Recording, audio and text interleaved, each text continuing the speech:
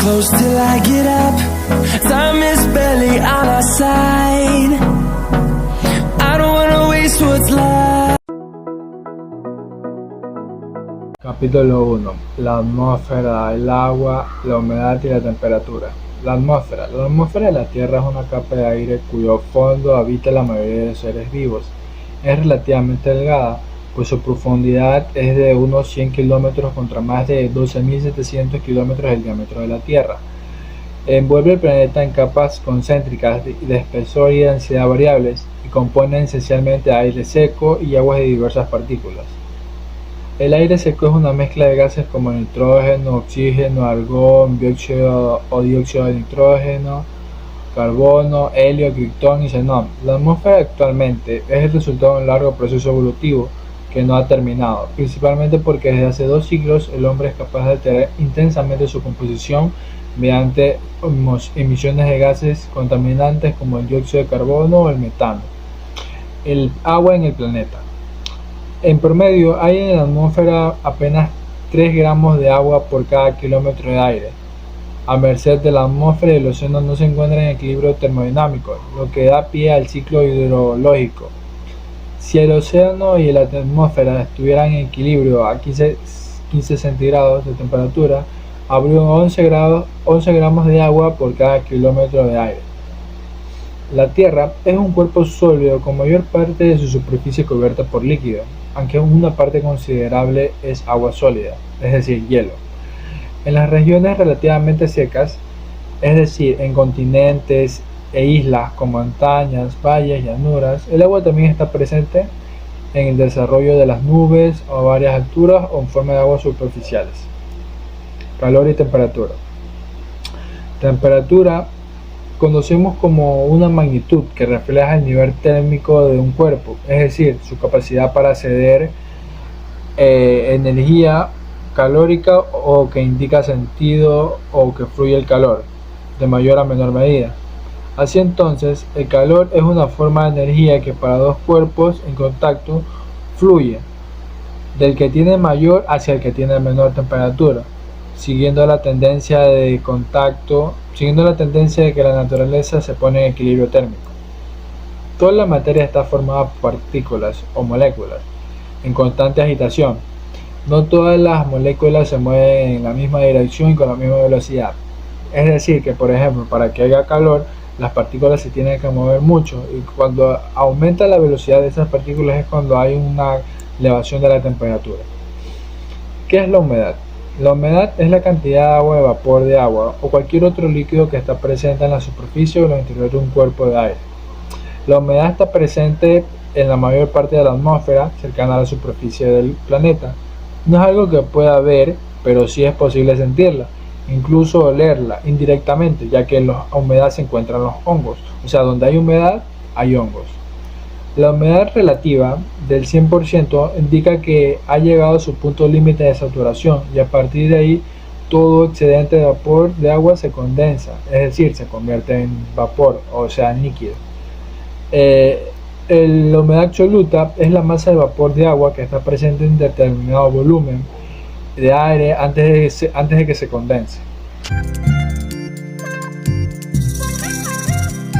Termodinámica del aire húmedo. La termodinámica se ocupa fundamentalmente de las transformaciones de calor en trabajo mecánico y viceversa, y se basa en 2 leyes generales de la naturaleza, que son el primero y el segundo principio de la termodinámica, en el cual encontramos lo que es el equilibrio térmico. Es la masa de un sistema cerrado cuando permanece constante.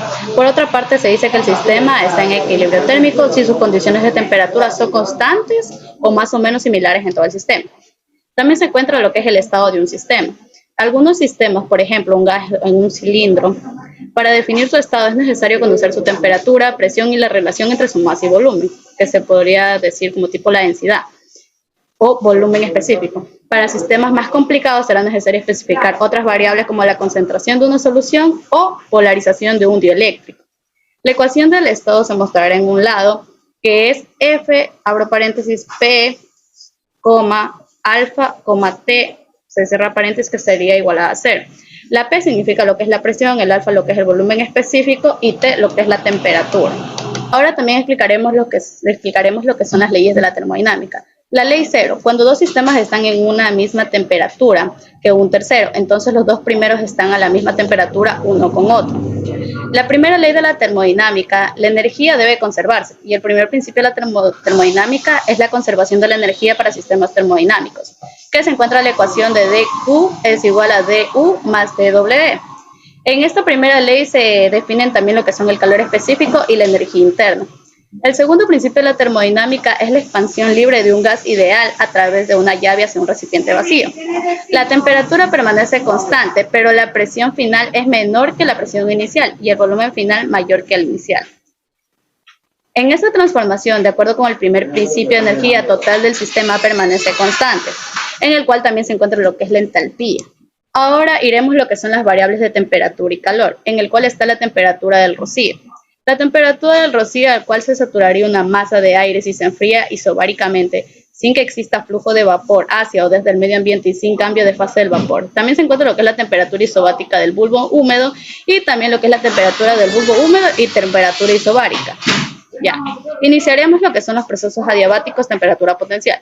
Como temperatura potencial del aire, la temperatura que éste tendría si lo llevásemos adiabáticamente a la presión 1000 hectopascales, HPA se representa. Para procesos adiabáticos se cumple la ecuación. Menos R dividido para C sub P, que sería igual a menos R sobre C sub P, que tiene una igualación de TP es igual a T entre comillas P.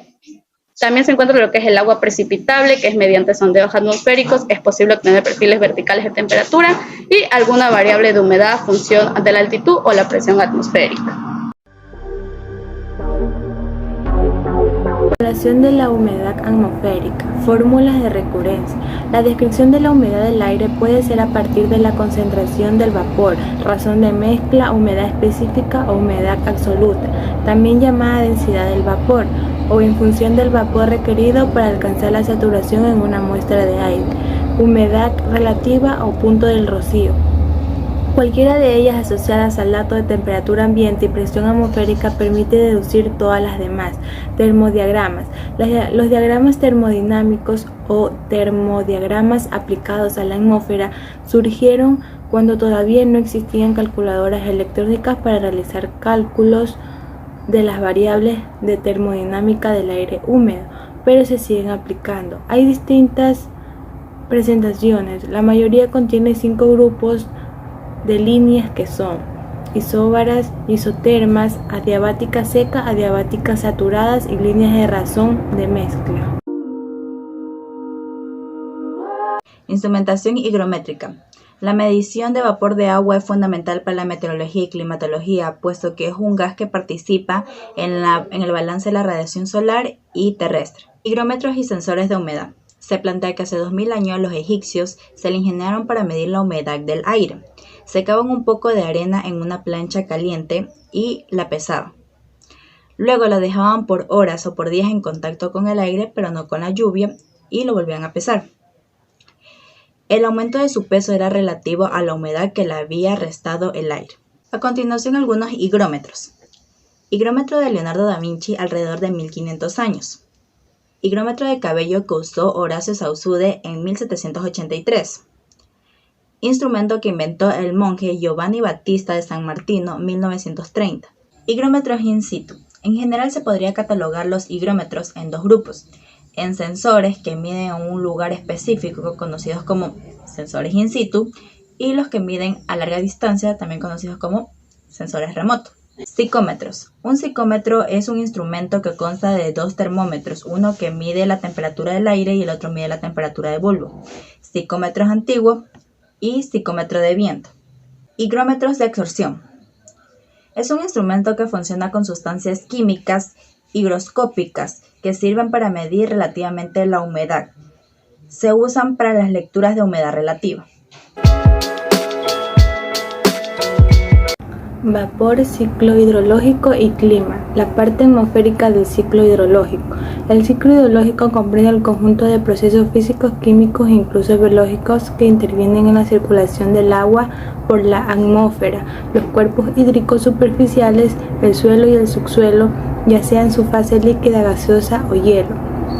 Es un ciclo casi cerrado, pues en el orden de miles de años, tras estar transitando de un estado físico a otro, la masa del agua contenida en el planeta se ha mantenido prácticamente invariante. Humedad y estabilidad atmosférica.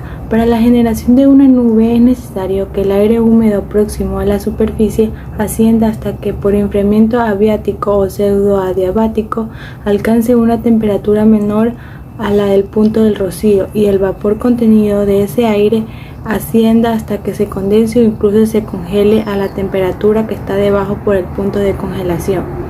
El vapor del agua y el calentamiento global. El vapor del agua es un componente fundamental del comportamiento de la atmósfera en su conjunto desde la superficie hasta las capas superiores. Por ejemplo, el gas del efecto invernadero, más importante del sistema climático, es el responsable de un 60% del efecto invernadero natural y un retroalimentador positivo de los antropogénicos. Flujos de humedad, planta, animal, atmósfera. La biosfera es una de las 4 capas que rodean el planeta Tierra, junto con la litosfera, hidrosfera y atmósfera.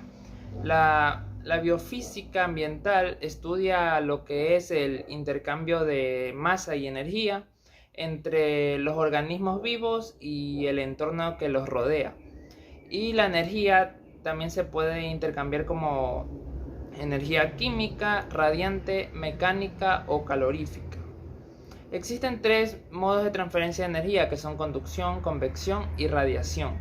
Sistema planta-atmósfera. La biogeofísica estudia la interacción del suelo y la vegetación en la atmósfera dentro de los procesos físicos, químicos, hidrológicos y biológicos. Las plantas aprovechan la radiación solar para llevar a cabo sus procesos energéticos.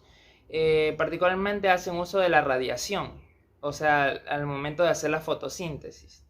Sistema animal-atmósfera. El intercambio de energía térmica es un aspecto de lo más importante en la relación entre los animales y el medio ambiente, ya que implica varios procesos que afectan las características morfológicas y fisiológicas y el comportamiento de los animales. El desarrollo de endotermia es el proceso por el cual los tejidos del animal se calientan por medio de la producción metabólica del calor. Los poiquilotermos se caracterizan porque la temperatura interna varía con el ambiente y se los denomina de sangre fría.